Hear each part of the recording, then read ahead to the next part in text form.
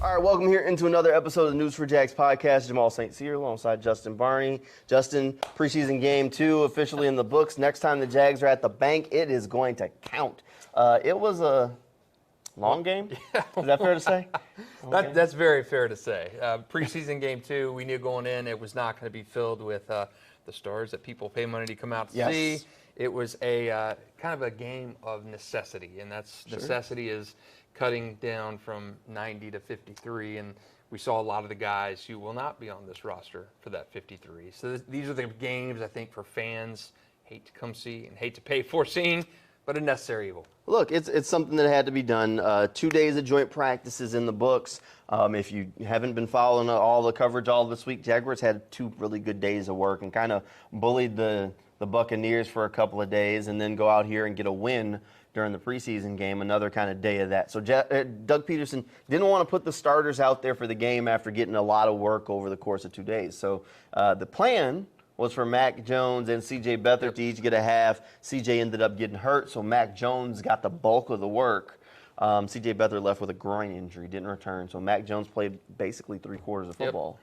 And I thought Mac Jones, really, this was kind of his moment to validate, to stamp the flag in the ground. I am here. I am going to be that backup quarterback, and I think he did it. I thought he outplayed C.J. last week. I thought tonight with the starts, and even though he didn't put a lot of points on the board, there were a lot of plays where Mac came out and threw. He had a great throw on a 3rd and 15 to Devin Duvernay in the first quarter. He had a great scoring drive after his touchdown pass to Parker Washington, that 25-yard touchdown pass. I thought a great scoring drive at the end of the first half to set up a Cam Little field goal where he had clock management down. Really, he got the ball back with about a minute to play and marched him down the field. I thought he had a couple good throws out of bounds where nothing was there to kind of keep the clock stopped, didn't take a sack. So I thought really good game management for Mac Jones. And again, he's not playing behind the starting offensive line. He's playing behind second and third teamers. You saw what you needed to out of Mac Jones. I think he is the backup quarterback. And C.J. getting hurt, I don't think that mattered at all. I think Mac Jones showed enough tonight that he's the number 2 behind Trevor. Mac's your backup quarterback if he's here. And the only reason I say if he's here is a team like the Vikings has already had quarterback injuries and their questions. And before the end of preseason, another team will have the same thing. Does a team pick up the phone and say, hey, Trent, we'd like to get Mac, and we know you gave up a 6th. Would you be willing to take a 4th, a 3rd? I love it. I love the deal at the time because they spun that. It was a low-risk, high-reward move at the time. Mac Jones, I mean, they bought low, and I think Jacksonville, if they chose to go that route you're talking about, could sell extremely high on Mac Jones. Look, I think they would love to have Mac Jones be the backup quarterback here in Jacksonville this upcoming season. But I think Mac is also I think he's also earned the trust and the respect of the coaching staff and the players where they would also love to see him get another opportunity to start in the NFL. Yeah, I don't know if that's this year or not. I like Mac Jones as QB2 behind Trevor. I think he is an upgrade over CJ. CJ did serviceable enough last year, but I think he is a significant upgrade. Really, the question on Mac was confidence. Can he get out there after 2 seasons of what he went through in New England, where his spirit was broken? He was really relegated to playing behind Bailey Zappi. And he had a defensive coordinator as an offensive coordinator. So I mean, things had just spiraled up there. I think he lost a little bit of that passion and that love for the game.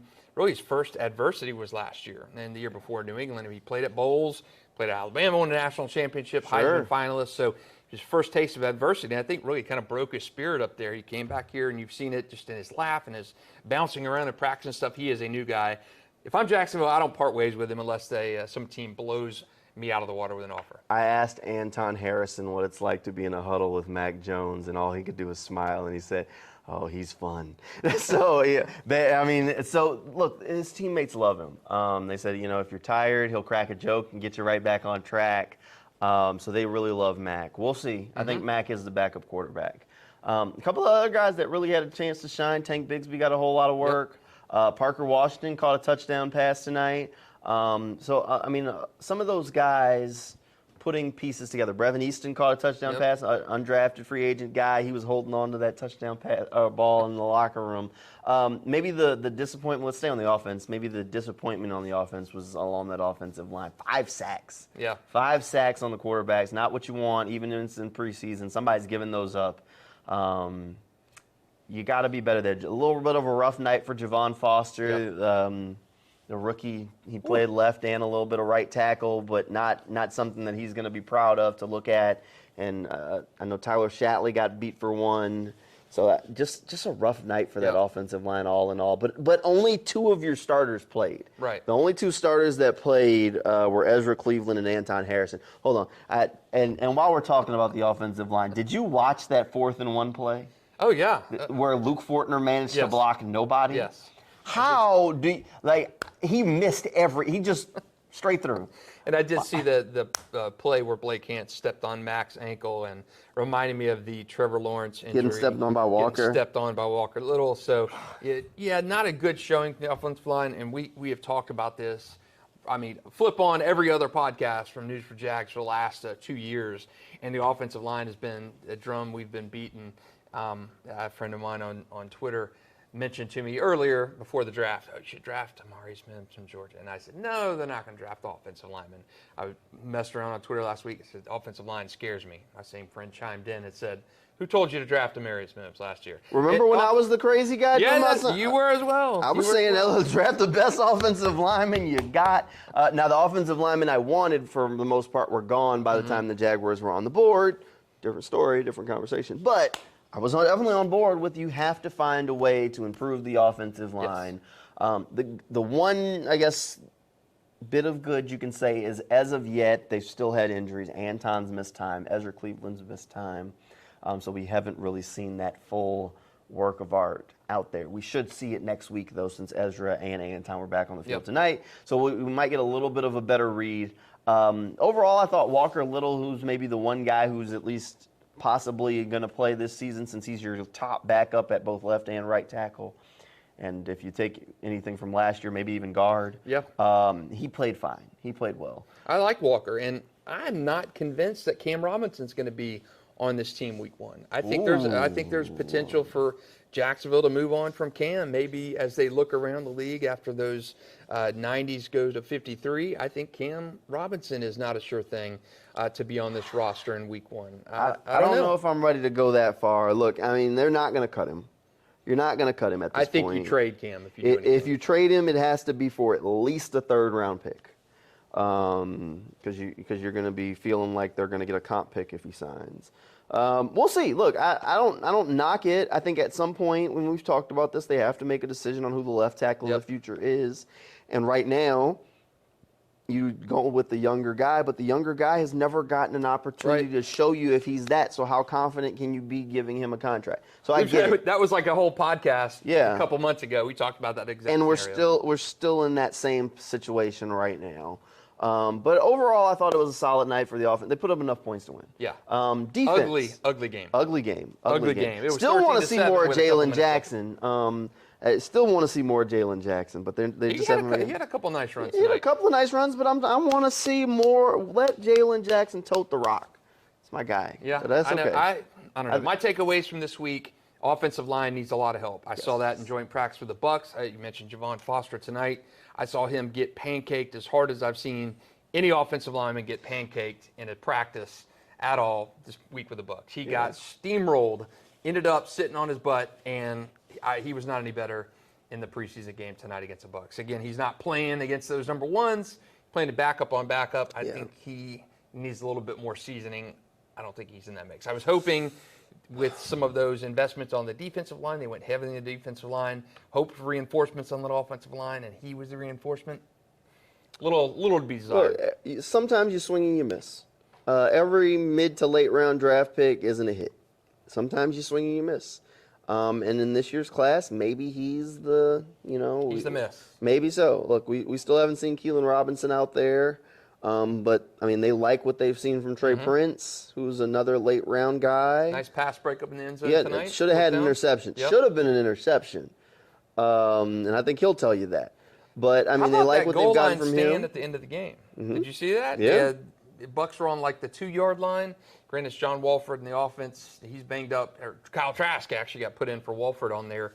And he had a pass. Actually, Tyler Lacey blew up that play. Yep, unblocked. 5-yard loss. Crushed him in the backfield. Next play was a throw. Trey Prince breaks it up in the end zone. Yep. And then a guy, was it Dan Graziano? I've never heard of the guy. And I think he's only been here maybe 2 days. I told Alessandra, I'm like, she asked me who it was, and I said, I think they handed out a jersey to a guy on the field or something. And They found him in the bud zone. I'm like, who is this guy? But, I mean, track Kyle Trask down, unbelievable play. You know, those defensive guys had some pride in that, keeping him out of the end zone right there. I asked Tyler Lacey about the play blew up in the backfield. I said, well, you went unblocked, and you almost looked a little surprised. He said, yeah, as a defensive line guy, you know, when nobody blocks you, you're trying to figure out what's going on. He said, but I was happy enough to go right ahead. So yeah, I mean, definitely a good play from the defense to kind of wrap things up. I thought the defense played well. You had some of those stand-up. I think you hit a couple of them. A couple of things that I thought were interesting. Roy Robertson-Harris again playing in this game.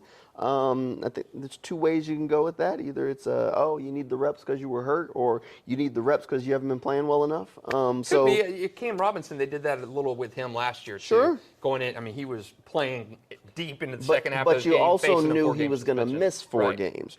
Roy's not going to miss any time. So interesting thing with Roy, definitely worth keeping an eye on. Jarian Jones played deep into this game too. One guy that I noticed, Christian Braswell, he played at the first drive, and then they pulled him. They've seen enough. That's a guy that's on the roster. So there's a couple of guys on that defense that are worth. But I thought they played well. I thought Ventrell Miller did some nice things out there at linebacker. DJ Coleman, guy definitely pushing for a roster spot. I don't know, a lot of people probably don't know that name, but he spent last season on the practice squad. He's pushing for a roster spot. Yasir Abdullah had a sack last week. Yeah. Not as impressive this week. Called for roughing the passer on John Wolford. So that was late in the game as well. So Yasir, that was early on in the game last week. He had the sack off the Trayvon Walker force out, and he cleaned it up. So another second-year guy. We didn't see a lot of him last year. Really kind of redshirt year. Ventrell was hurt last year. Right. Been hurt a lot in his short NFL career. He got a club on now. I didn't think Yasir got flagged there, but I thought he played okay. I like some of the things that with his game fit into that third linebacker spot that the Jaguars have to fit. We'll see. I got to see a little bit more from him. I think Moom is the third guy right now. Yeah, maybe. I mean, he had a good game. He did have a good game, and he very likely is. But when you look at that depth chart, they got an or next to him and Devin Lloyd. Yeah. That's all I'm saying is maybe they like Mumo somewhere else. I can't. I don't see that happening, but stranger things have happened. And the one thing I keep caveat I keep putting, this is a new coaching staff. Yeah. And with new defensive coaching staffs, there's always somebody that they're like, y'all like him? I don't see it. There's always guys like that. You see a lot of times with quarterbacks. And you see a lot of times that with quarterbacks. And so Ryan Nielsen and his guys are going to come in, and they're looking at stuff, clean eyes. They have no allegiance to anybody. They're like, I ain't draft this guy. I ain't asked for him. I inherited him. And they're going to look. There's going to be somebody that we're penciling in as like, he's a starter. It's a no-brainer. Right. And he's going to be a guy that's going to be sitting there watching from the bench because they're going to be like, we never saw it. We don't see it. And I don't know if that's Devin. They keep bringing in veteran safeties. Somebody doesn't love what they have in that safety room. I will stand on that because you don't start bringing in Adrian Amos. You don't bring in Tashawn Gibson. You don't start bringing in those guys. I know Dewey's hurt, but you don't go and get that many bodies if you love what you have, right? The Dewey thing, he's got a knee injury, and they haven't said what. To me, I'm thinking maybe a meniscus tear. Something like that. He's going to miss at least 6. So if you miss 6 weeks, or around 6, to me, that's meniscus, and we saw that this past week with quarterback up in Minnesota, rookie first rounder, Mr. J.J. McCarthy. He is out for the year. They decided to repair his meniscus. Now, meniscus repair is far more challenging than a meniscus surgery. So you cut out the meniscus. I know because I've had this, and meniscus repair is a season-long injury. Meniscus tear is when they can cut out and clip it out. And I'm just speculating, anytime you have that knee injury and you're possibly going to come back in the season, to me, it's that meniscus tear. So if you're Dewey and you're on the shelf for 6 weeks, Tashawn is out for 6 weeks, right? So he's going to come back possibly around the same time Dewey does. You don't know how healthy Dewey will be when he gets back, if he gets back. But that's just insurance to me for him. But where else? I mean, where else are you looking at in that safety room? We know Cisco's there. Who's your other guy beside there? I mean, you got to keep DT for special teams purposes, Daniel Thomas. At this point, I'm considering Darnell Savage basically a safety corner hybrid. Right. And Antonio Johnson. Is Antonio your starter? I think so. Yeah. I think so. I would be surprised if he's not. So Savage is. We thought initially Savage was going to be that safety. He's not. He's going to be that nickel kind of guy, that whatever hybrid position, nickel safety slash. But yeah, it makes sense. I mean, Dewey's that depth guy, kind of the core special teams guy. The guy can come in late in games and spell people. But yeah, his injury to me casts a depth issue. I am literally counting every time they go out there for kick cover and punt, and I'm trying to count the positions that they're trotting out. Because I'm trying to figure out if this kickoff rule change is going to change the 53. Because, I mean, we're at the point where we're getting ready to roll out our updated 53-man roster predictions. So I'm trying to figure, well, last year they stashed 7 receivers. Can you get away with that this year? Previously you have corners running out on kickoff. Now you see, there's a bunch of linebackers. There's defensive linemen on kick cover, which is something you very rarely saw previously. So now they're putting some of these bigger bodies. They have some of the corners or wide receivers playing the edges to get you some speed to try and cook. And then they put guys like DT and sometimes a running back. Tank's done it right in the center where to try and slice in between. But those guys in between there are bigger bodies. Right. So it's going to be interesting to see how that impacts it. I think my numbers are going to be a little bit skewed from what I had going into to camp in that secondary. So it'll be interesting. There's definitely some shifts and shakes going on. Who's your big surprise now that may not be on that 53? I don't know that I have a big surprise. To be 100, you know what? I mean, I don't think Elijah Cooks makes it. Really? Oh, okay. I don't think Elijah Cooks makes it. He didn't have the best game tonight. I don't see it. I don't think he makes it. That's earlier in the week. You were team Elijah this week. I think Elijah Cooks is fantastic. I think he's going to get claimed off waivers, but I don't see them keeping 7 receivers this go round, and I don't think he has special teams value. I watched him as a gunner down on punts. I don't see them rolling with it. So if he has that last receiver spot is going to come down to what can you give me on game day. And that's Tim Jones for you, isn't it? It's Tim Jones. Yeah, he's hung on. Do you take that 7th receiver in this weird situation?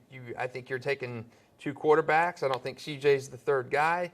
I think you're probably sticking with 3 tight ends unless you think Josiah DeGuara kind of fits in on special teams now. Yeah, but how many running backs are you going to have to keep? Yeah. Are you keeping Keelan Robinson, or can you stash him on IR? If you're keeping Keelan Robinson, you're keeping 4 running backs. Right. Because you're not getting rid of DeErnest because of what he brings to punt cover and things like that of that nature. And as of yet, you haven't seen Keelan Robinson do enough, so you're going to keep 4 running backs, which previously they kept 3. Right. So that's another body. Offensive line, at this point, we've seen it. The depth is shaky at best. Yep. So where are the bodies for that? I mean, if you say, all right, I got my starting 5, I got Walker, that's 6 right there. You figure Fortner's a lock, whether you like it or not, that's 7. All right, from there, you just gave Blake Hance a contract. Right. You're probably keeping him around. You're at 8. Shatley. Yeah, maybe. I think he sticks around. Maybe. Who else? Who else? Cole Van Lanen. Yeah, Cole Van Lanen. I think Cole Van Lanen's on it. That's 9. So I think you got 10 OL. I think you might have 10, and if you keep 10 there, then that's maybe Shatley. But you're getting to these points where you only have so many bodies, and so many roster spots. And when you get to the defensive line, Doug pointed it out, it's going to be some tough cuts on O-line and D-line. Who do you keep on the defensive line? Does Jeremiah Ledbetter make the roster? Got it. You got to make it the roster. I like Jeremiah Ledbetter. I'm not saying that you don't. I'm just saying that at some point the conversation's going to come down to between like Breland Speaks made another play tonight. USFL Defensive Player of the Year. I think Breland speaks himself onto a different roster, maybe back in the USFL. And maybe he does, but who's your 3rd edge then? Is it Gibson? Probably. Maybe. I think he had. Do you think he's a lock? I think he's a lock. He had a good play tonight and nearly had a safety, but he got his hand on Kyle Trask's shoulder pad on a 3rd down play and forced incompletion. Sure. Jacksonville gets the ball back and ends up getting a field goal out of that drive. And he probably is on the roster, but, you're still there where you got, okay, well, you say Gibson's there, and Coleman's at least pushing for one of those final roster spots, depending on what he can do on special teams, if he can push on to the 53. At defensive tackle, you know you're keeping Roy, you know you're keeping Mason, you know you're keeping Armstead. Like, those positions start. I mean, Jordan Jefferson, I thought at one point was going to be on this roster. I don't know if he is. Because there's only. I think the rotation, the bodies and stuff. But you can only keep so many. Because now go to linebacker. All right, you're keeping Devin, you're keeping Foye, you're keeping Muma, you're keeping Ventrell. That's 4 right there. Are you keeping Caleb Johnson? You're at 5. Right. I mean, Caleb Johnson's for special teams value. All right, well, with this added kickoff layer, now all of a sudden does Cyr have more special teams value than somebody else? Because that would be a 6th linebacker. Right. All right, then you go to corner. That's all I'm saying. Is like at some point, you start running out of luxury guys, like guys that like, and I think that's what Elijah Cooks represents is a luxury. He didn't play a whole lot last year. I think they're going to try and stash him on the practice squad. I think Joshua Cephas, another guy. Seth Williams, practice another squad. Guy. I think Seth's time is probably come and gone. Cephas had a big fumble tonight. Yeah, I think Cephas is a practice squad. If right now, I think Cephas is on your practice squad. I think you go Jalen Jackson practice squad. I think they'll try and stash Stephen Jones on the practice squad. I think they'll try and get Elijah Cooks to the practice squad. Don't know if he'll make it, but I think they'll try and do that. Miles Cole, Javon Foster. I don't know if they don't try and keep Miles. No. I don't know if to me, he's a Derek Parrish kind of guy. I think Javon Foster is a practice squad. I think Miles Cole is a physical marvel. I think he had a good game the first game. Yeah. That's why I'm telling you, I don't know if Gibson is a lock. Because at some point, here's how they're going to look at it. Gibson wasn't highly sought after as a free agent. Does Miles Cole have a higher ceiling than Gibson? Is Miles Cole coming along? Can we sneak Miles Cole or can we sneak Gibson onto that practice squad? Gibson he's been a free agent 2 years in a row. He's not highly sought after at this point. Yeah, that's all I'm saying. It's tough. I think there's layers to it and remember, you're always going to have the allegiance to guys you draft. Maybe you cut Miles Cole, but what are the odds Miles Cole clears waivers? Probably pretty good. You think so? I think so. I mean, he was a seventh round pick. He was a 7th round pick, but he is also a guy who is large, strong, and can move, and has at least played well in one preseason game. Tonight, I'd have to go back and watch it.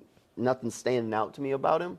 But he's a guy that if I got an open roster spot, I'm like, hell, bring him in. What's the worst that happens? I cut him and move on? I mean, those are the things that I think are going to at least be the conversations that have to be had. I mean, I got 5 practice squad guys there off the top of my head.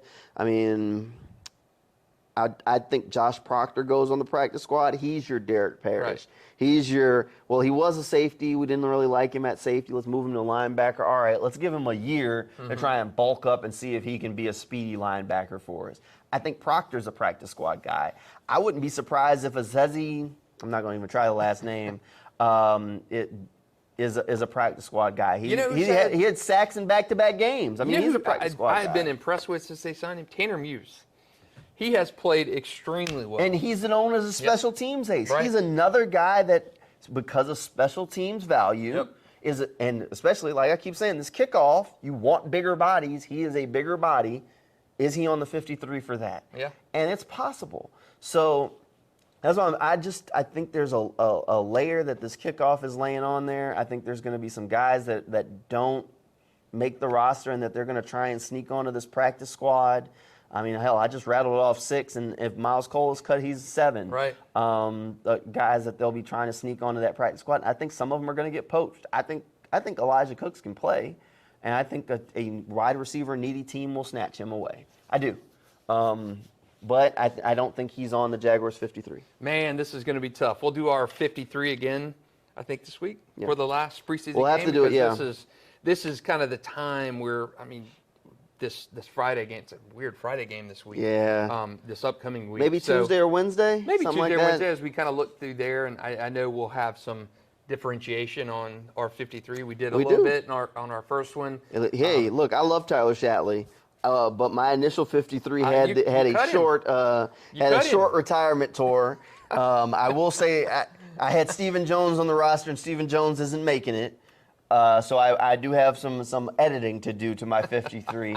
But I don't know that he's on there. I thought Jamal had a one-person lead on me in our initial 53, so we may be back to square. Maybe back to even. Back to even. It's tough though because we'll have different views. There's always a guy who makes it that you don't think is going to make it. Yep.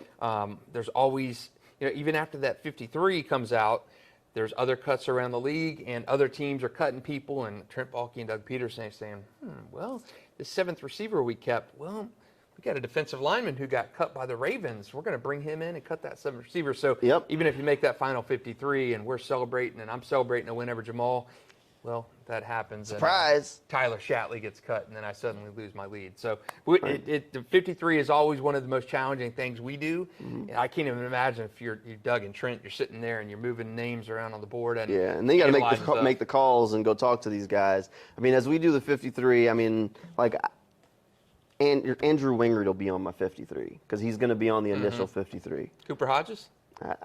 We're keeping Coop. Yeah. We're keeping Coop.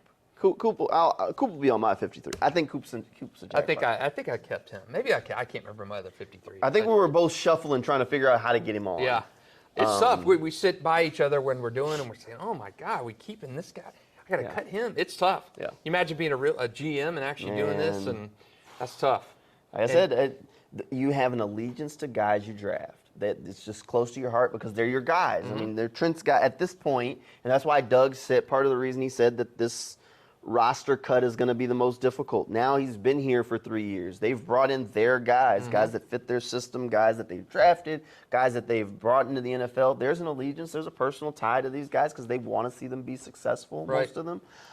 So it's tougher. That's why I said some of the things I was talking about with Ryan Nielsen. That's fresh eyes. He has no allegiance to these guys, except for the rookie class. The rookie class, there's an allegiance there because they were part of the process to bring them in. Right. These fresh guys, these guys from the holdovers, I got one for you. My surprise cut. Okay. Montarik Brown. Oh no, not Montarik. Buster. What? Put Buster. Sneak Buster on the P squad. Man, that's my guy. Jamal with a hard pivot after last week. That's it. Man, Buster, you just talked to him. I did just talk to Buster. Wow. Man, Buster Brown. I got Buster going on the P squad. Wow. And I like Buster. Buster's a nice guy. Man, just how quickly the winds of change blow around here. Buster you talked to him last week and you felt good about him, and man, in a preseason game changes things. But that's how it is, cutthroat world, and you're getting down to crunch time in the NFL, and man, it's dead man walking for this last week because this is the last week that a lot of these guys will be in Jacksonville. Yes. Yeah, it is. Hey, if you want to catch up on stuff you've missed from training camp, you can head over to News4JAGs.com, click on that sports page. We'll have some more stuff coming this week. Camp has officially broken, but they do have a couple more training camp practices that are closed to the public. We'll head over. All the guys, I was talking to Cam Little. Cam Little's birthday today. Yeah, happy birthday, Cam. Turned 21, made a couple of kicks. He said that he was happy to get out of the Marriott Hotel and ready to go home. He has been a fantastic addition. I talked with him 2 weeks ago, and man, just a energetic young guy, and he can kick. He looks like very good, like an older version of my son because he's that small. I mean, he is a small guy. Weighs about $170. He is not a big, imposing guy, but he has got a massive leg. The only field goal he's missed this season, he's 5 of 6, kicking field goals. The only field goal he missed, he pulled a little bit left, 62-yard field goal. So he has got the leg. A couple more tonight, 3 or 4 last week, and a really good start for him. He is going to be kicking field goals in Jacksonville for a long time. I really do. I really feel like he is going to be. The last time the Jaguars had a consistent kicker was probably 2019 before Josh Lambo got hurt. Because 2020 he was inconsistent. He had that hip injury, but in 19 he was still on that hot streak. I think that was 19. But no, he might have been still on the hot streak in 20. Maybe 20. So maybe 20. But regardless, it's been since Josh Lambo. Once Josh Lambo had the hip injury, then he got kicked by the coach, that whole thing. It's been downhill. I mean, they've had Brandon Wright, Brandon McManus, Riley Patterson. Riley Patterson's been here. I mean, they've trying kickers, just throwing them left and right. And it hasn't worked. I think Cam Little's going to be here for a while. I like him. I like Cam. He said he showed us what Ross Madison got him for his birthday. Oh, nice. He got him a friendship bracelet. And he said Ross also had one. They said they had to make some for Logan. So special teamers sticking together. Happy birthday to Cam Little. Hey, you want more Jaguar stuff? Make sure you head over to News4JAGs.com, click on that sports page. We'll have a new episode of Teal the Show coming your way on Monday night, and we'll have some stuff in the Sunday Sports Zone at 10:30 over on Channel 4. Hey, thanks for hanging out with us here on the News4JAGs podcast, and we'll see you next time.